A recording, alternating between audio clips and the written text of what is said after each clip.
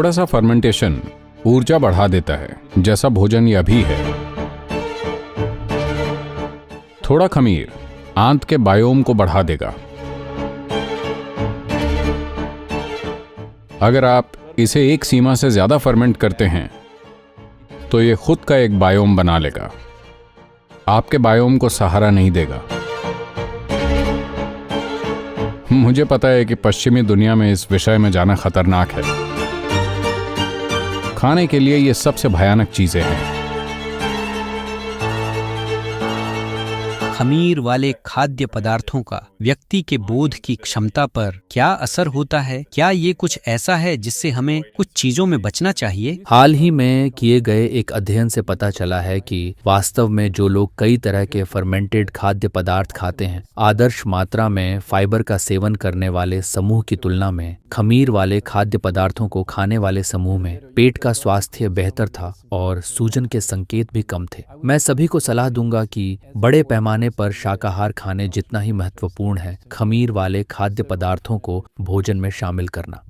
देखिए, कोई भी पशु आधारित फर्मेंटेशन, जब मैं पशु आधारित फर्मेंटेशन कहता हूं तो ऐसी संस्कृतियां हैं जहां मांस को फर्मेंट किया जाता है। सड़े हुए को एकदम स्वादिष्ट माना जाता है।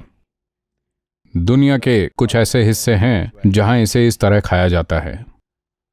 खाने का यह सबसे खराब तरीका है, लेकिन उन संस्कृतियों में यह स्वादिष्ट भोजन बन गया क्योंकि ये ऐसी संस्कृतियां थीं जो साल के बड़े हिस्से में अत्यधिक ठंड में रहती थीं या दुनिया के बाकी हिस्सों से दूर रहती थीं। अगर उन्हें खाना खाना था तो उन्हें सड़े मांस को खाना और उसका आनंद लेना सीखना पड़ा, वरना उन दिनों में वो शायद मर चुके होते। इसी तरह मुझे पता है कि पश्चिमी दुनिया में इस विषय में जाना खतरनाक है। पनीर भी इसी तरह की चीज से आता है। जब सर्दियां आती थीं तो लोगों के पास अपनी कैलोरी को कायम रखने के लिए खाने के लिए कुछ नहीं होता था। एकमात्र तरीका पनीर था। अगर आप मुझसे पूछें तो खाने के लिए ये सारी सबसे भयानक चीजें हैं। अगर आप बोध के बारे में सोच रहे हैं, जब हम बोध की बात करते हैं तो इसे देखने का तरीका यह है कि जो भी भोजन आपके अनुभव में आपके शरीर को भारी और बोझिल बनाता है, आपको लगता है कि उसे पचाने में शरीर को मेहनत लग रही है, वो आपके बोध के लिए अच्छा नहीं है, क्योंकि शरीर इस तरह से बना है। अगर किसी एक गतिविधि में बहुत अधिक ऊर्जा और मेहनत लगती है तो दूसरी गतिविधियां नीचे आ जाएंगी। इतनी सरल सी बात है। मान लीजिए कि आप अपने फोन का इस्तेमाल बहुत सारे वीडियो चलाने के लिए कर रहे हैं। जब आप कॉल करना चाहेंगे तो कोई चार्ज नहीं बचा है, बैटरी खत्म। ये बस ऐसा ही है। आप इसे एक स्तर पर बहुत ज्यादा इस्तेमाल कर रहे हैं तो दूसरे स्तर पर गिरावट आ जाएगी। तो पाचन प्रक्रिया को कायम रखने के लिए, जीवित रहने की प्रक्रिया होने के नाते उसे उतना ही रखना महत्वपूर्ण है जितना उसे होना चाहिए, न उससे अधिक न उससे कम। थोड़ा फर्मेंटेशन कई तरह से आंत के बायोम को बढ़ाता है। तो जब बात खमीर वाले भोजन की आती है तो उसे आपके नियंत्रण में होना चाहिए। उदाहरण के लिए दक्षिण भारत में खमीर वाली एक चीज जिसे रोज नाश्ते में खाया जाता है वो है इडली, डोसा। अगर आप बैंगलोर से ऊपर उत्तर में जाते हैं तो हम इसे नहीं खाएंगे। कम से कम मैं तो नहीं खाऊंगा, क्योंकि एक बात तो ये कि वहां इडली गोल्फ बॉल की तरह दिखती है। दक्षिण में इडली फूल की तरह लगती है। जैसे ही आप उत्तर की ओर जाते हैं ये गोल्फ बॉल बन जाती है। आप उसके साथ खेल सकते हैं और वो ये भी नहीं जानते कि इसे कितना फर्मेंट करना है। हमेशा इसे बहुत ज्यादा फर्मेंट किया जाता है। तो दक्षिण में वैसे वहां भी ये मुश्किल होता जा रहा है, वरना घर की हर महिला जानती थी। वो हमेशा इस छोटी उंगली से वो इसे इस तरह छूकर, नहीं, इसका इस्तेमाल नहीं किया जा सकता, वो आसानी से जान जाती हैं। या अगर आप बहुत संवेदनशील नहीं हैं तो आप इसे सूंघते हैं। अगर ये एक सीमा से ज्यादा हो गया है तो आपको पता चल जाएगा कि ये उससे ज्यादा फर्मेंट हो गया है जहां आपको इसे नहीं खाना चाहिए। तो इस तरह की खमीर वाली चीजें हम अपने फूल देने वाले पौधों को देते हैं, क्योंकि जब उन्हें ऐसा फर्मेंटेड घोल मिलता है तो वो बेहतर फूल देते हैं। तो जब हम देखते हैं कि ये ज्यादा फर्मेंट हो चुका है तब हम उसे नहीं खाते। अगली चीज है दही, या जिसे आप योगर्ट कहते हैं।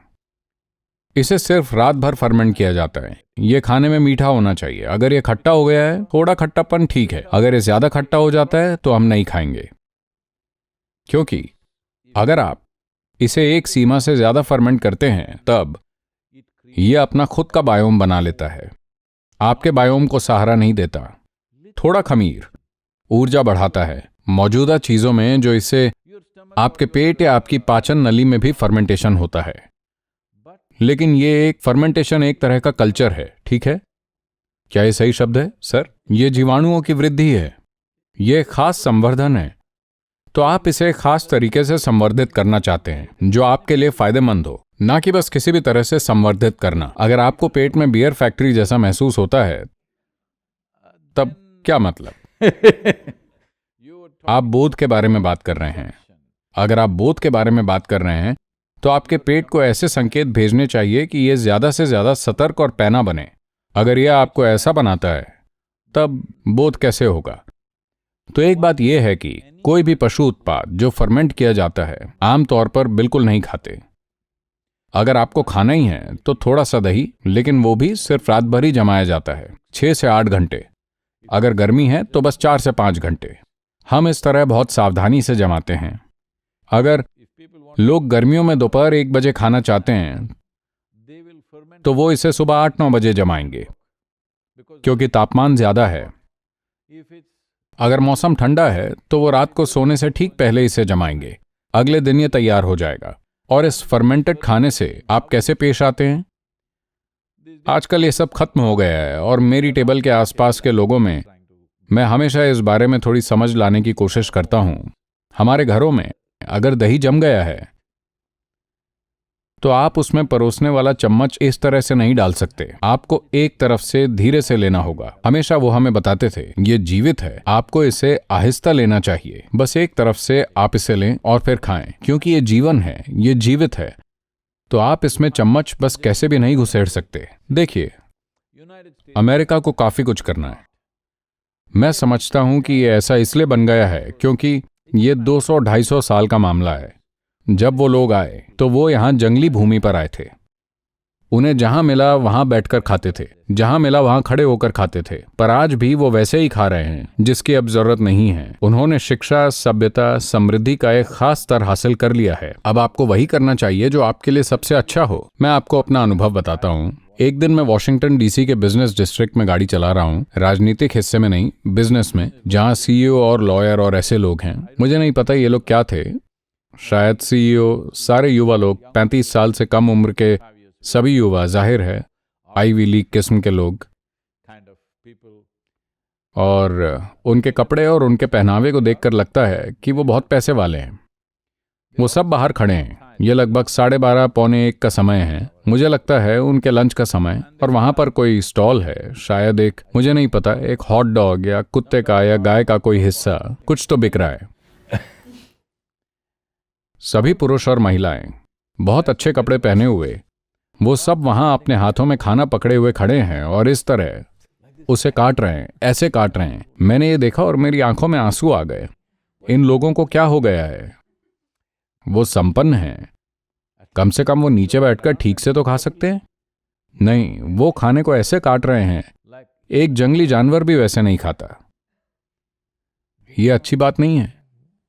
आप कैसे खाते हैं वो उतना ही महत्वपूर्ण है जितना कि आप क्या खाते हैं, क्योंकि आप और भोजन 2 अलग अलग चीजें नहीं हैं। आपका शरीर, जो खाना आप खाते हैं, जिस मिट्टी पर आप चलते हैं, जो पानी आप पीते हैं और जिस हवा में सांस लेते हैं, ये सब आपसे अलग नहीं है। यहाँ ये सब एक ही हैं। ये हमें बस एक व्यक्तिगत अनुभव दे रहा है। अगर आप इसके साथ उतने ही प्रेम से पेश आते हैं जितना आप अपने बच्चों के साथ पेश आते हैं, अगर आप इसे दिव्य के रूप में न भी देख सकें तो कम से कम अगर आप इसके साथ उतने ही प्रेम से पेश आएं जितना आप अपने बच्चों के साथ पेश आते हैं, तो यह आपके लिए अद्भुत चीजें करेगा।